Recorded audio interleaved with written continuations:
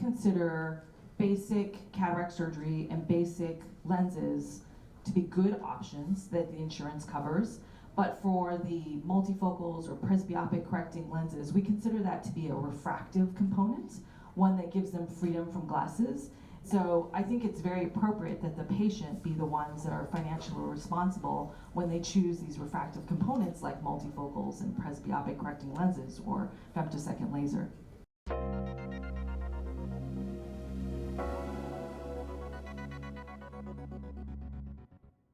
In the United States, we actually have a lot less choice when it comes to these presbyopic correcting lenses.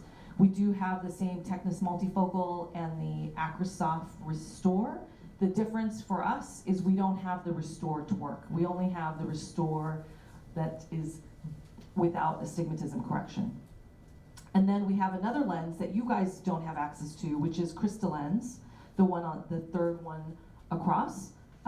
Along with the True Line, which is the one that has the astigmatism correction built into the lens. Here in Japan, you guys have 5 different options. Yes, there's a couple of them that are private import, but you guys do have a lot more options than we do as far as multifocal lenses go. I'd like to reduce their dependence on glasses and give them some relative percentages of how much I think they can live their life without glasses.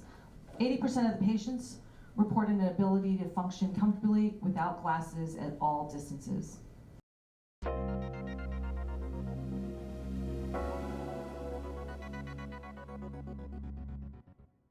Success in multifocals is choosing the right patients. So it's who cannot have a multifocal. Somebody with macular pathology, epiretinal membrane, but macular degeneration or diabetic retinopathy, all of those would be contraindications to a multifocal intraocular lens. If they're intolerant to halos or glare, cataracts where you cannot assess how healthy their macula is, I feel is a contraindication. Previous refractive surgery, especially if they've had a hyperopic treatment, is if they have high corneal aberrations. If they have a lot of high corneal aberrations, again, they would not be a good glaucoma and diabetes because these patients are going to have less light that actually gets into their eye. And if they have an optic nerve problem, they're kind of need all the light they can get through that monofocal IOL. The other things that I think are very important is looking at angle kappa. Because that center optic is much smaller than a monofocal, we have to make sure that the patient's visual axis aligns well with the multifocal.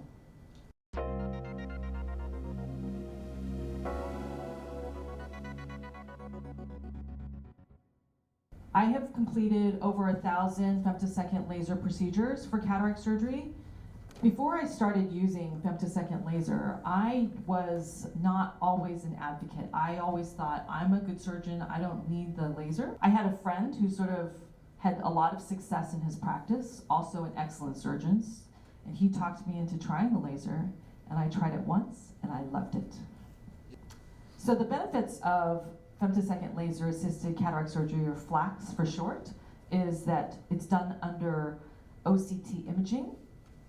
It creates capsulotomies. It completes the lens fragmentation. The astigmatism correction by arcuate incisions are also done with the laser. And you can do multiplane corneal incisions. The first step is the vacuum that attaches the liquid optics interface to the patient. The Catalyst has the lowest vacuum settings of all the systems that I've tried. Then we move the patient under the laser where we capture the liquid optics interface to the laser. And this is a very gentle experience and almost kind of like docking a space shuttle if I were an astronaut. So once it's locked, the computer-guided imaging starts to take place. It starts to image the eye from the anterior surface and then move posterior. It starts by doing the anterior corneal surface, and then the posterior corneal surface, and then the anterior lens surface, and then the posterior lens surface. It also draws the pupil margin, the limbus margin, and it also takes into account this angle so that when you make the corneal incisions, it knows where to go. It is the most accurate laser cataract surgery platform according to Dr. Kruger in the textbook of refractive laser-assisted cataract surgery. One of the nice things about using femtosecond laser along with lenses that do correct for astigmatism is you can treat the higher levels of astigmatism. You might not do that for your first few cases, but as you start to advance your technique, you'll be more and more comfortable treating higher and higher orders of astigmatism. I have treated people post-corneal transplant as well as patients with keratoconus, one as high as 8 diopters of astigmatism with a combination of femtosecond laser with toric lenses. Patient that was a post-transplant patient is 20/20 uncorrected.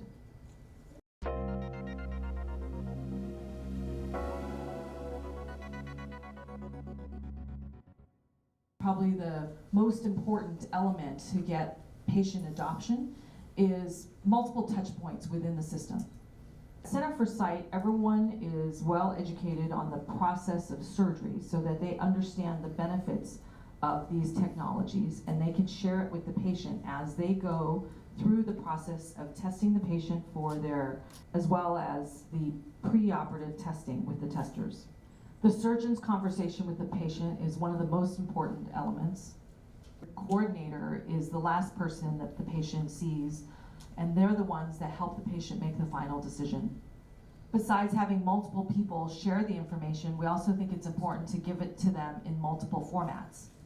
The patients are given patient educational videos as well as verbal counseling. They're also given a written brochure with photos and images, and we also give them an email link of the videos so that they can share it with their family and other decision makers. Then if they don't understand based on choosing a way of doing surgery and choosing a lens, then we break it down into what we call the good, better, best system. We think that what the insurance provides is perfectly good surgery, but this is done with manual instruments with a standard lens, and they should expect to need glasses for everything. Then better, we think, is what we call custom cataract surgery, where they opt for either femtosecond laser or a premium lens, but not both. And we let them know that we're achieving good distance vision, so hopefully they don't need glasses for distance, but they should need glasses for both reading and the computer. And then best is what we consider premium cataract surgery, where they're opting for femtosecond laser and a premium intraocular lens. And this can give them good distance as well as good reading or good computer. This best option is obviously also the most expensive option for the patient. I think you're worth it. 今超音波で皆さんほとんどの 99% 超音波で手術。超音波が行われている20年前は超音波なんていらないじゃん。なんでこんな危険なものを使うのっていうそういう議論ばっかりでした。今ちょうど同じ議論がフェムトセカンドでやってるわけです。フェムトセカンドを、いいと思ってる人たちはフェムトセカンドがすごいいい。あと5年経つと全然世の中は変わってくるかもしれない。すごい楽しい話でした。どうぞ盛大な拍手をお願いします。